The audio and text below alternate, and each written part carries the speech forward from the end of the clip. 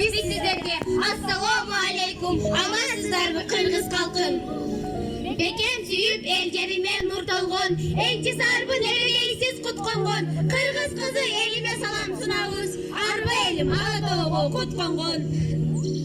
Kırgızda açır kambay kımız içen. Kızları bozu kurat sayma tiget.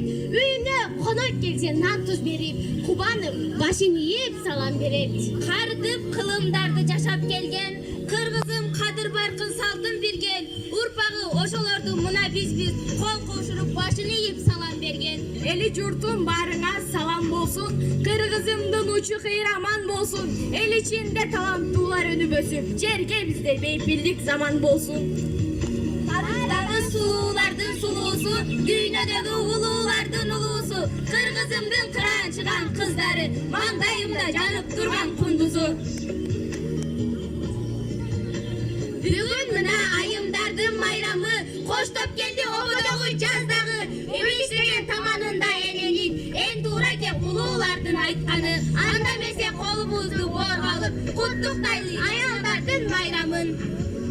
Ar bir yıldın öz aldınçadan kıbar, ar bir aydın öz aldınça bar kıbar. Gülüp caynap gülü gülü barınar, kutlu olsun 8. Mart'ınar. Sen çok olsa kızga benim kulaçım. Ayal zatı sözün aytsam doğrasın. Bir merimde künden alsa ayalzat. Ekençisin özün dögüp durasın.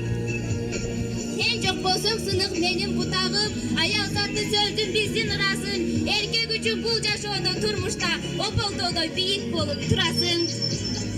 Ayal ene ayalcan, bul dünyanın kozu korku ayaldan. Çın yürekten ırkısınıp kutluktay, kutlu olsun 8. Mart'ınar.